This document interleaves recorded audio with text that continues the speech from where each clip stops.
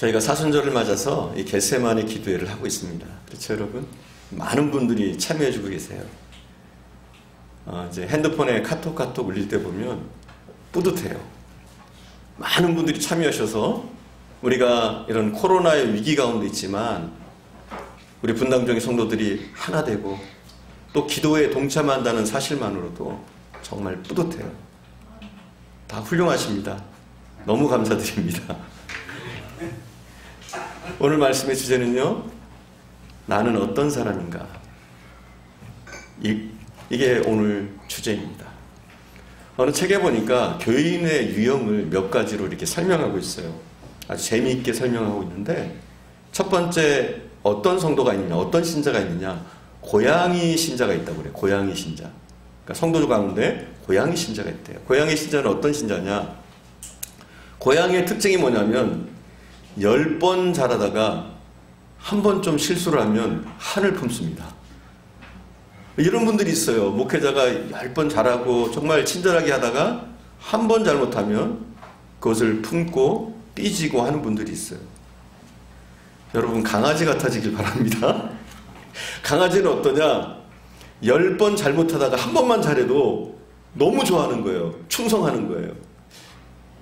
할렐루야? 여러분, 이렇게 오히려 고양이에서 좀 강아지과로 좀 바뀔 수 있었으면 좋겠어요. 또 다른 성도의 유형이 뭐냐면 럭비공 신자가 있다고 해요. 럭비공. 참 이게 다루기 어려운 분들이죠. 어떻게 튈지 몰라요. 언제 튈지 몰라요. 어느 때는 좋았다가 어떤 때는 안 좋아요. 이 사람을 제대로 알 수가 없어요.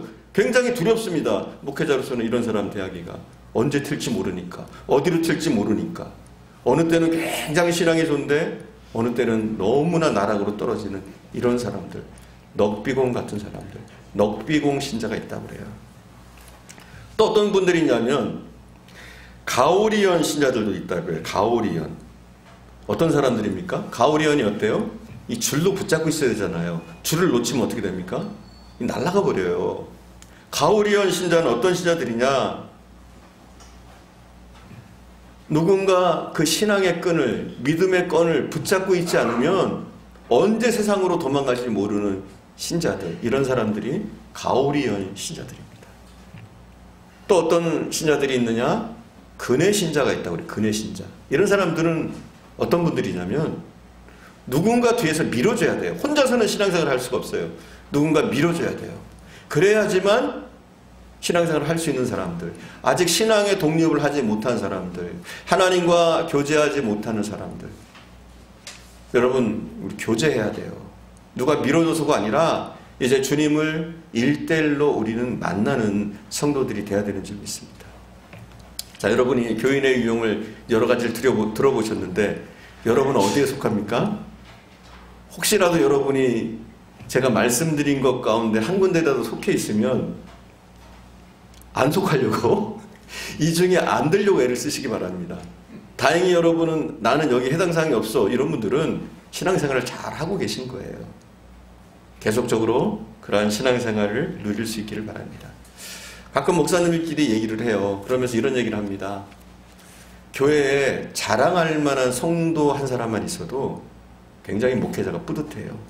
어느 집사 너무 훌륭하다. 어느 목사님 앞에서 자랑할 만한 사람 한 사람만 있어도 이게 굉장히 뿌듯하단 말이에요. 그래서 저는 굉장히 감사드려요. 우리 분당중앙교회는 그런 분들이 굉장히 많아요. 다 그러셔요. 너무 잘해주셔가지고 제가 뿌듯합니다, 스스로. 주님이 사역하셨던 2000년 전 그 사역 현장에도 여러 종류의 사람들이 주님을 따라다녔어요. 여러 종류의 사람들이. 오늘 향대에만 여러 종류의 신자들이 있는 것이 아니라 주님이 사역하셨던 그 시절에도 많은 유형의 예수님을 따르는 사람들이 있었어요. 그 중에 따르는 사람 중에 바리새인도 있었죠. 그렇죠? 사두개인도 있었고요. 또 제사들도 있었고 분중들도 있었습니다. 한마디로 두 가지로 나눌 수가 있어요. 주님에 대해서 호감을 품고 주님을 따르는 사람, 아니면 적대감을 품고 반감을 품고 주님을 따르는 사람이 있었던 것 같아요. 먼저 첫 번째 유형을 보면 예수님도 이 유형에 따라서 사람들을 다르게 대하셨어요. 바리새인과 사두개인은 어떤 사람들입니까? 서기관들은 어떤 사람들입니까? 그들은 적대감을 가지고 주님을 따르는 사람들이에요. 주님을 모함하기 위해서, 주님을 무너뜨리기 위해서, 공격하기 위해서 주님을 따르고 있는 사람들이 누구냐? 사두개인, 바리새인, 서기관들이었어요. 근데 주님도 이들에게는 다르게 대하셨어요. 어떻게 대하셨어요? 굉장히 공격적으로 대하셨어요. 예수님의 캐릭터가 어떤 분입니까? 너무너무 사랑이 많으신 분이에요. 오래 참으시는 분이에요. 그럼에도 불구하고 바리새인과 사두개인과 서기관을 향해서는 칼날을 세우시고 굉장히 공격적으로 대하십니다.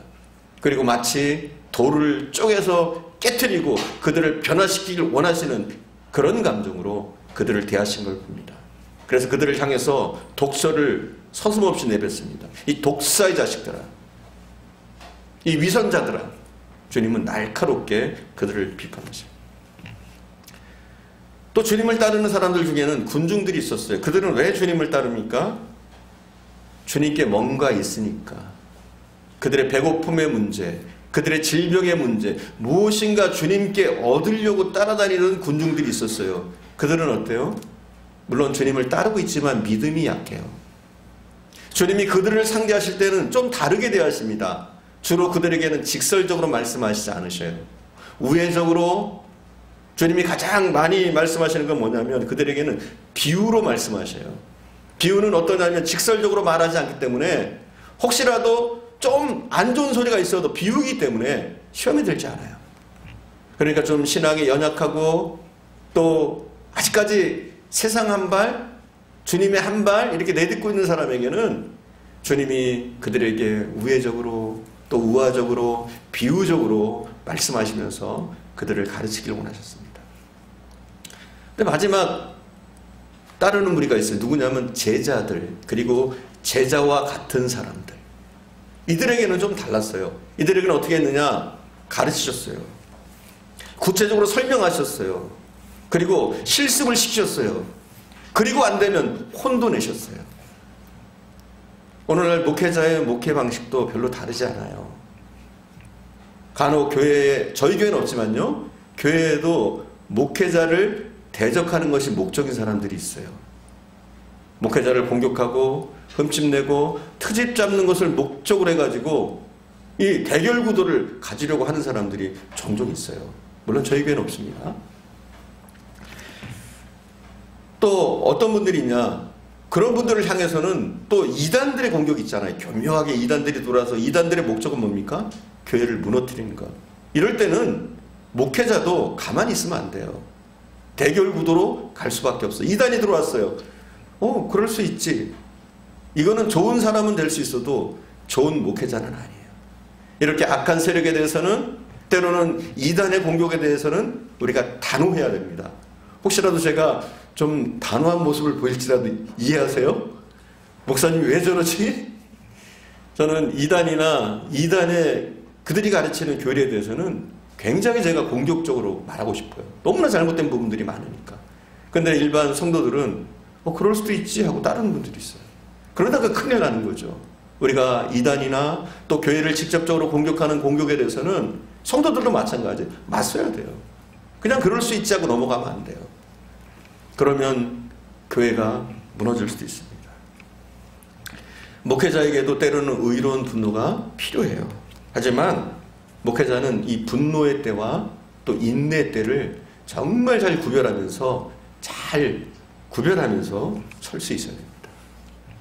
자, 여러분, 강대상에서 또 혹은 여러분이 목회자가 여러분을 이렇게 불러가지고 충고를 하거나 또 여러분의 잘못을 지적하거나 뭐 개인적으로 이렇게 강대상에서나 따로 불러서 말을 한다면 여러분 기분 나쁘잖아요. 때로는 좋은 소리를 하면 참 좋은데 나쁜 소리를 하는 경우에는 기분이 나쁘잖아요.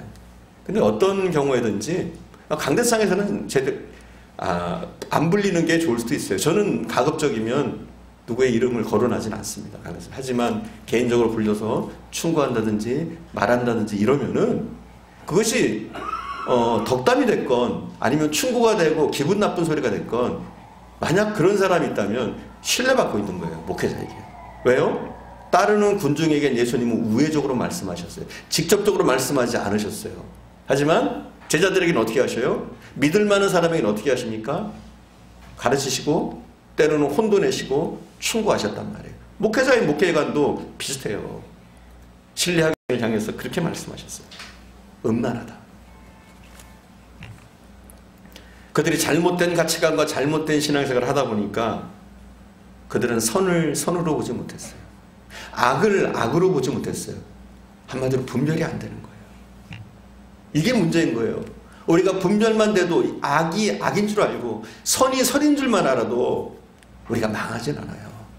하지만 그런 의식구조 자체가 깨질 때, 선이 선이다, 악이 아니 악이다, 이런 의식구조가 깨질 때 영원한 버림을 받게 됩니다. 그래서 오늘 본문에 보면 주님이 그런 말씀을 하시죠. 날씨에 가는 걸 하시죠. 너희가 천재 날씨는 구분할 줄 알면서. 한번 읽어볼까요? 우리가 함께 읽어보겠습니다. 자, 2절 3절을 우리가 함께 읽어보겠습니다. 2절 3절 함께 읽어보겠습니다. 예수께서 대답하여 이르시되 너희가 저녁에 하늘이 붉으면 날이 춥겠다고 하고 아침에 하늘이 붉고 흐리면 오르는 날이 굳겠다 하나니 너희가 날씨는 분별할 줄 알면서 시대의 표적은 분별할 수 없느냐. 4절도 악하고 음란한 세대가 표적을 구하나 요나의 표적밖에는 보여줄 것이 없느니라 하시고 그들을 떠나가시니라. 아멘. 그들을 향해서 이렇게 얘기하셔요. 너희가 천재 날씨는 그 사인을 보고서 구분할 줄 아는데 왜 영적인 일은 너희가 구분하지 못하느냐 이거예요. 세상 일은 너무 잘 알아요. 뻔하게 알아요. 잘 분별해요. 하지만 문제는 뭐냐면 영적인 일을 전혀 분별하지 못하는 이 세대가 어떤 세대였느냐. 사두개인과 바리새인, 악하고 음란한 세대의 특징이었습니다. 악한 세대의 특징은 그래요. 선을 선으로 보지 못해요. 악을 악으로 보지 못해요. 다른 종교적인 가치관을 잊어버린 거예요. 이게 뭐냐면 악하고 음란한 세대, 악한 세대입니다. 오늘 본문에 보면 이 사인, 표적이라는 단어가 나와요. 표적. 그들이 표적을 보고 믿지 못했다. 사인이라는 단어가 무려 5번 걸쳐서 나옵니다. 주님은 많은 사인을 보여주셨어요. 이스라엘에서 많은 일을 행하셨습니다. 병자들을 고치시고요. 오병이의 기적을 일으키시고 많은 기적을, 귀신을 내어 쫓으시고 우리가 셀 수 없을 만큼 많은 기적을 주님은 보여주셨어요. 한마디로 많은 사인을 보여주셨어요. 내가 메시아다, 내가 하나님의 아들이다, 이런 많은 사인을 보여주셨는데 바리새인과 사두개인 서기관들은 무엇이냐? 이 사인을 보고도 이게 사인인 줄 몰라요. 아니 사인을 볼 수가 없는 거예요. 여러분 우리 오늘날 성도에게도 영적인 눈이 중요한 거예요. 사인을 볼 수 있는 것, 하나님이 우리에게 주시는 사인을 볼 수 있는 것, 이게 중요한 거예요. 주님이 우리에게 던져주시는 사인을 보는 것, 이게 굉장히 중요한 겁니다. 여러분. 좋은 찬양대원은 어떤 사람들이 좋은 찬양대원이냐? 지휘자의 사인을 잘 보는 거예요. 지휘자의 사인. 아무리 자기가 찬양을 잘해도 지휘자의 사인을 보지 않고 제멋대로 하면 그건 잘못된 찬양대원인 거예요. 자, 야구 같은 경우, 야구 여러분 아시죠? 공을 잘 치고 수비를 잘해야, 잘 받아야 돼요. 물론 공을 잘 치고 수비를 잘해야 되지만 더 중요한 것 가운데 하나가 뭐냐면 사인대로 해야 돼요. 사인을 잘 봐야 돼요. 투수는요 아무리 공을 잘 던져도 포수의 사인을 보고 잘 던져야 돼요. 그래야 훌륭한 투수인 거예요. 또 배트를 들고 공을 치는 선수들도 감독의 사인에 따라서 해야 되는 거예요. 만약 그렇게 하지 못하면 이건 큰일 나는 겁니다. 지는 거예요. 무저가 되는 거예요. 성도들도 마찬가지예요. 주님이 우리에게 사인을 보내주십니다. 할렐루야. 이 사인을 느끼고 사인대로 따라야 되는 거예요. 우리가 겟세마네 기도를 하잖아요, 여러분. 이 겟세마네 기도에 동참하시는 게 왜 중요하냐? 여러분이 주님의 사인을 그 시간들을 통해서 우리가 깨달을 수 있어요. 기도를 통해서 주님의 사인을 깨닫는 거예요. 주님을 더 깊이 느끼는 거예요. 특별히 이번 겟세마네 기도를 통해서 주님을 더 깊이, 그분의 사인을 더 깊이 느낄 수 있는 시간이 되죠.